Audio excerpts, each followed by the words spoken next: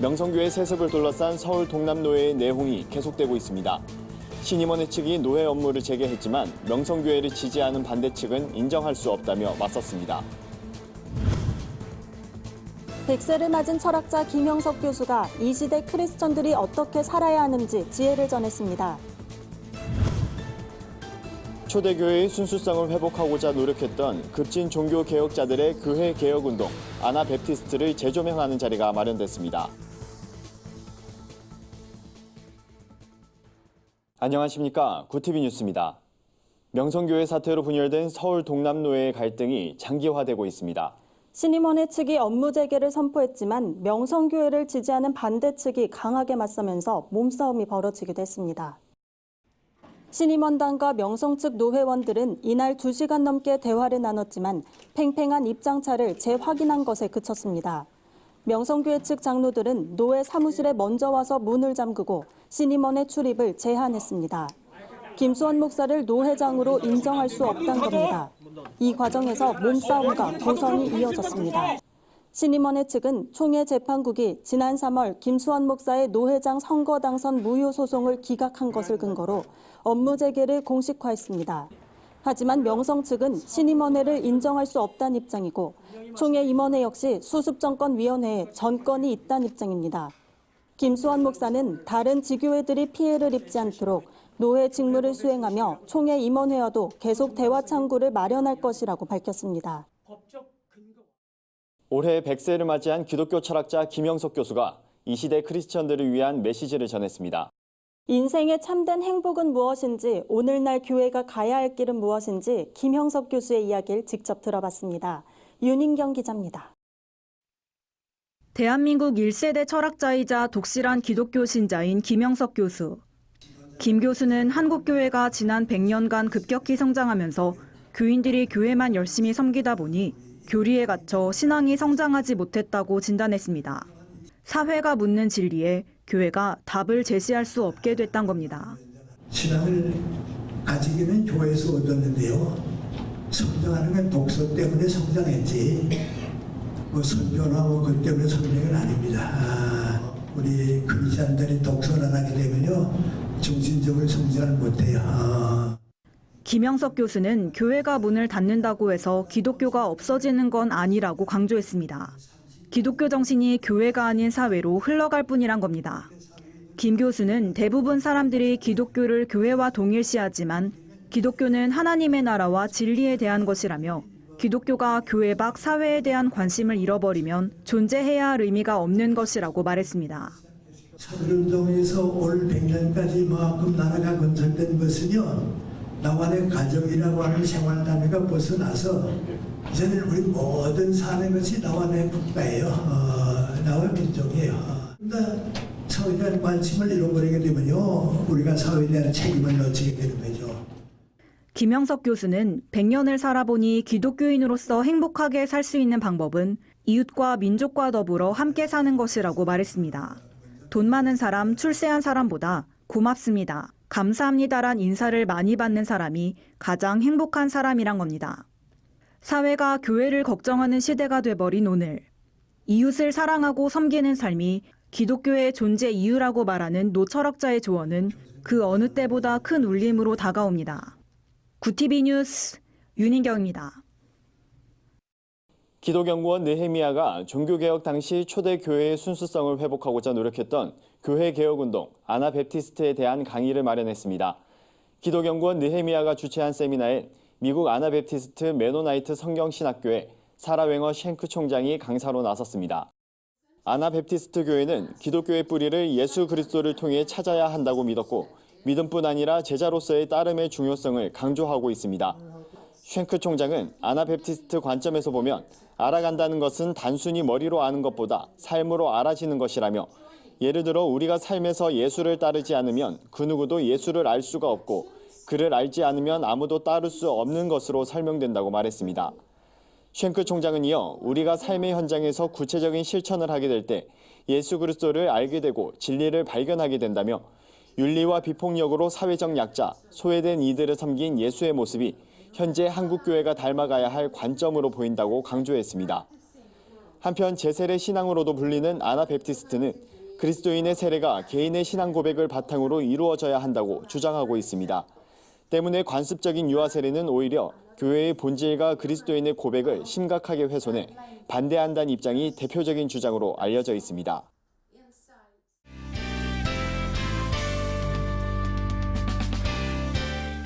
세상 속 크리스천들의 다양한 이야기를 만나보는 네포난의 교회입니다. 첫 번째 소식입니다. 제주 전역 460여 교회에 커다란 복음 광고가 실렸다고 합니다. 복음화율이 낮은 지역으로 꼽히는 제주도에 복음의 물결이 거세게 일 것으로 기대되는데요. 광고로 복음을 전하는 사단법인 복음의 전함이 오는 6월 대한민국을 전도하다 제주 캠페인을 전개합니다. 복음의 전함은 최근 기자회견을 열고 국내 관광지 선호도 1위인 제주도는 세계 평화의 섬으로 지정됐지만 복음화율은 전국 최저를 기록한다며 특히 높은 이혼율과 각종 토속신앙 등으로 영적인 구제가 시급한 지역이라고 설명했습니다. 이번 캠페인에 제주 지역 교계도 적극 협력 중인 것으로 알려졌는데요. 하나님의 말씀과 사랑이 제주 땅 곳곳에 스며들길 기대해봅니다.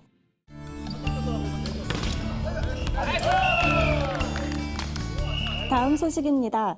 목회자들이 함께 즐기는 축제회장이 마련됐습니다. 부산 지역에서 부산 기독교 목회자 친선 배구 대회가 열린 건데요. 구TV 주최로 열린 이번 대회엔 부산, 울산 등 경남 지역 6개 교단 70명의 목회자들이 참석했습니다. 부산 기독교 총연합회 서창수 목사는 이번 대회가 부울경 지역 많은 목회자가 서로 연합하고 소통하는 귀한 시간이 되길 바란다고 밝혔습니다. 이날 배구 대회는 토너먼트 방식으로 진행됐습니다. 1위는 예장고신, 2위와 3위는 예장 합동교단이 각각 차지했습니다. 목회자들은 서로를 응원하며 열정적으로 대회에 참여했는데요. 사역에 지친 목회자들이 스포츠를 통해 교제하고 재충전하는 시간이 됐을 것 같습니다.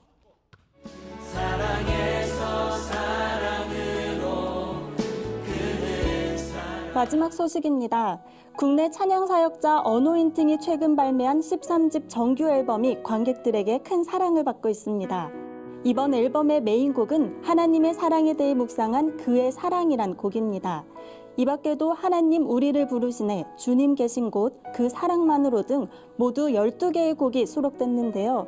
13집의 인도를 맡은 소병찬 목사는 누가복음 15장에 나오는 아버지와 두 아들의 이야기를 묵상하며 이번 앨범을 작업했다고 밝혀 눈길을 끌었습니다. 소병찬 목사는 하나님은 자녀들과 함께 즐거워하고 멀리 떠나간 자녀들이 돌아오길 원하신다며 늘 함께하지만 아버지의 마음을 모르는 자녀들이 그 마음을 알게 되길 원한다고 말했습니다. 말씀과 기도로 앨범을 준비해온 어노인팅의 바람처럼 이 시대 예배자들이 하나님의 사랑을 누릴 수 있게 되길 소망해봅니다. 네포난의 교회는 시청자 여러분의 제보를 기다리고 있습니다. 함께 나누고 싶은 영상이 있다면 전화나 이메일로 참여해 주시기 바랍니다. 오늘의 사회 이슈를 유창선 기자가 종합해드립니다. 오늘의 이슈 포커스입니다. 도널드 트럼프 미국 대통령이 현지 시간으로 13일 백악관에서 신동빈 롯데그룹 회장을 면담하고 대규모 투자에 대해 감사의 뜻을 전했습니다. 트럼프 대통령은 트위터 계정에 이번 투자는 한국 기업 중 최대 규모로 미국민을 위한 일자리를 수천 개 만들었다고 적었습니다. 앞서 트럼프 대통령은 지난 9일 미국 루이지애나주에서 열린 롯데케미칼 석유화학 공장 준공식 행사장에 축하 메시지를 보냈습니다. 이 공장은 석유화학의 쌀로 불리는 에틸렌을 연간 100만 톤 생산할 수 있는 초대형 설비를 갖췄습니다. 총 사업비는 31억 달러로 롯데가 지분의 88%를 투자했습니다. 모바일 결제 서비스 삼성페이가 4월 말 기준 국내 누적 결제 금액 40조 원을 돌파했습니다. 출시한 지 44개월 만입니다. 가입자 수는 1,400만 명을 넘었습니다. 금융감독원에 따르면 삼성페이는 지난해 국내 오프라인 간편 결제 금액 중 약 80%를 차지했습니다. 온라인 결제 사용도 꾸준히 증가해 삼성페이 전체 결제 금액 중 약 25%가 온라인에서 이루어졌습니다. 최근에는 우리은행과 협력해 삼성페이 환전 서비스도 출시했습니다. 삼성페이 앱에서 환전을 신청한 후 우리은행 영업점에서 외환을 수령하는 서비스입니다. 미화, 엔화, 유로화 등 총 15종의 통화를 지원합니다. 국내에서 유튜브를 가장 많이 보는 연령대가 50대 이상인 걸로 나타났습니다. 앱 분석업체 YG앱은 올해 4월 기준 국내 사용자 유튜브 앱 사용 시간을 연령대별로 분석한 결과 50대 이상이 101억 분으로 가장 많았습니다. 10대보다 무려 12억 분이나 많습니다. 국내 전체 유튜브 앱 사용 시간 388억 분 가운데 26%를 50대 이상이 차지한다는 의미입니다. 1년 만에 2배나 늘었습니다. 전 연령대 평균 증가율 50%보다 훨씬 가파릅니다. 하지만 1인 평균 시청 시간은 10대가 월 평균 31시간으로 가장 길었습니다. 자전거를 타던 중 목줄이 풀린 대형견 2마리가 달려드는 바람에 넘어져 무릎 장애를 입었다면 견주가 손해배상액의 70%를 물어야 한다는 민사 판결이 나왔습니다. 부산지법 민사 3부는 피해자 이모 씨가 견주 A사를 상대로 제기한 손해배상 소송 항소심 선고 공판에서 A사가 이 씨에게 6,111만 원을 지급하라고 판시했습니다. 이 씨는 2016년 5월 부산 강서구 한 자전거 전용 도로에서 자전거를 타던 중 갑자기 달려든 대형견 2마리를 피하려다가 넘어졌습니다. 이 사고로 이 씨는 오른쪽 무릎 관절 후 십자 인대가 찢어지는 상처를 입었습니다. 구TV 뉴스 유창선입니다. 주요 단신입니다. 평화통일연대가 식량난 위기에 처한 북한을 위해 정부가 순수한 인도적 지원에 나설 것을 촉구하는 성명을 발표했습니다. 이번 성명서엔 한국교회 총연합이 협력단체로 참여했습니다. 두 기관은 정부가 대북 지원이 북한 편들기란 비난을 두려워하지 말고 평화를 위한 십자가를 져야 한다고 밝혔습니다. 한국기독교교회협의회와 기독교환경운동연대가 2019년 녹색교회로 나들목 일산교회 등 12곳을 선정했습니다. 시상식은 오는 21일 대전 빈들 공동체교회에서 진행될 예정입니다. 두 단체는 2006년부터 매년 생명과 환경을 생각하며 창조 질서 보전을 위해 힘써온 교회를 녹색교회로 선정해 시상해오고 있습니다. 여의도 순복음교회가 러시아 복음화를 위한 러시아 오순절 교단 연합성회를 개최했습니다.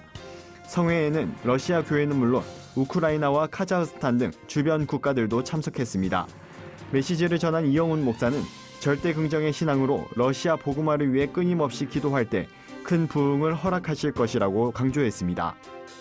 국제 비영리 단체 한국 헤비타트가 강원도 산불 피해 이재민을 돕기 위한 건축 봉사를 진행했습니다. 헤비타트는 지난 4월 2차례 이동식 목조주택을 지원한 데 이어 이번에 10채를 추가 공급하기로 했습니다. 완공된 주택은 내달 5일 강원도 산불 피해 지역에 전달될 예정입니다. 이상으로 뉴스를 마칩니다. 구TV 뉴스는 인터넷 신문 데일리 굿뉴스를 통해서도 보실 수 있습니다. 시청해주신 여러분 고맙습니다.